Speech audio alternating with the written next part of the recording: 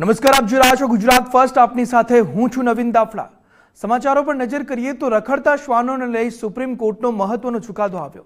શ્વાન પ્રેમીઓની અરજીઓ સુપ્રીમ કોર્ટે ફગાવી દીધી છે. સુપ્રીમ કોર્ટના વકીલ વિવેક શર્માનું મહત્વનું નિવેદન આ મુદ્દે સામે આવ્યું. વિવેક શર્મા કહી રહ્યા છે કે સુપ્રીમ કોર્ટનો ચુકાદો ખૂબ જ મહત્વપૂર્ણ છે.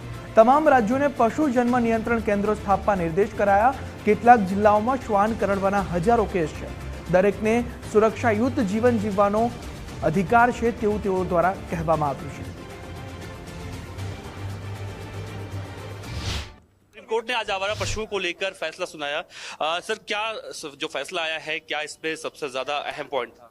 देखिए, मैं आपको बताऊं कि आज का जो जजमेंट आया है एक बहुत ही इंपॉर्टेंट जजमेंट है, बहुत ही स्वागत योग्य कदम है. और आज के जजमेंट को 3 हिस्सों में बेसिकली बांटा गया है. पहला जो पार्ट है वो रिगार्डिंग मॉडिफिकेशन एप्लीकेशंस था, जो जजमेंट में मॉडिफिकेशन के लिए थी. दूसरा पार्ट जो 7/11 का था और जो प्रीवियस वो था जजमेंट. और second part standard operating procedure से संबंधित है, जिसका जो पैरा 25 है, जब ऑर्डर अपलोड होगा तो आप सारी चीज देख लेंगे. और जो थर्ड पार्ट है वो बहुत इंपॉर्टेंट है, जिसमें कॉम्प्लायंस की बात है स्टेट और यूनियन टेरिटरीज से. तो मेन चीज आज के जजमेंट की यह है कि आर्टिकल 21 के अंतर्गत जो राइट टू लाइफ है, जो जीवन जीने का अधिकार है, मौलिक अधिकार है, उसे महत्वपूर्ण मानते हुए लोगों के जीवन को बिना किसी फियर के, चाहे उनका कोई डॉग बाइट हो, डॉग अटैक हो, उससे बचा के उनके जीवन को सुनिश्चित करने के लिए आज के जजमेंट की जो डायरेक्शन है वो बहुत इंपॉर्टेंट है.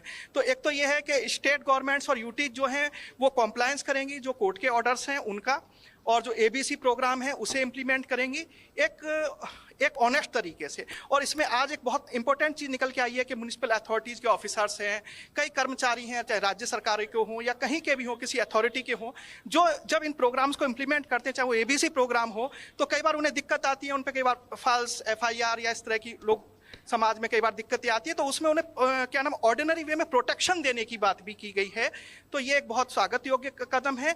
और चाहे हमारे बच्चे स्कूल जाएं, कोई एयरपोर्ट पे जाए, सड़क पे जाए, तो ये नहीं है कि 5-5, 10-10 लोगों का गुट बना के जाए. बच्चा जा रहा है, कोई भी 5-10 लोगों डॉग्स ने लिया और उस पर अटैक कर दिया. क्योंकि अभी आपने देखा होगा कि आज के जजमेंट में भी है कि कई डिस्ट्रिक्ट्स में थाउजेंड्स ऑफ केसेज हैं, कुछ में हंड्रेड्स ऑफ केसेज हैं. तो ये जिस तरह से एक समाज में बहुत ही फियर का और उसका माहौल फैलता जा रहा था एक प्रॉब्लम के रूप में डॉग अटैक्स की, तो उसे बहुत अच्छे स्तर पर उसमें रोकथाम की बात की गई है. एक प्रिवेंटिव मेजर है और हमें इसे एक अच्छी दिशा में उठाया गया कदम मानना चाहिए. जो मानसिक रूप से खतरनाक डॉग है उन्हें हटाने की बात कही, वो जब जजमेंट पूरा आएगा तब. लेकिन अभी जो हमें इसमें जो पॉजिटिव चीजें हैं उन पे ध्यान देके एक इसे स्वागत योग्य कदम मानना चाहिए. Thank you. तो साफ तौर से सुप्रीम कोर्ट का फैसला आया है और उन सभी लोगों की याचिकाएं खारिज कर दी गई हैं. उन सभी डॉग लवर्स को झटका लगा है जो सुप्रीम कोर्ट में याचिका लगाकर इसका विरोध कर रहे थे.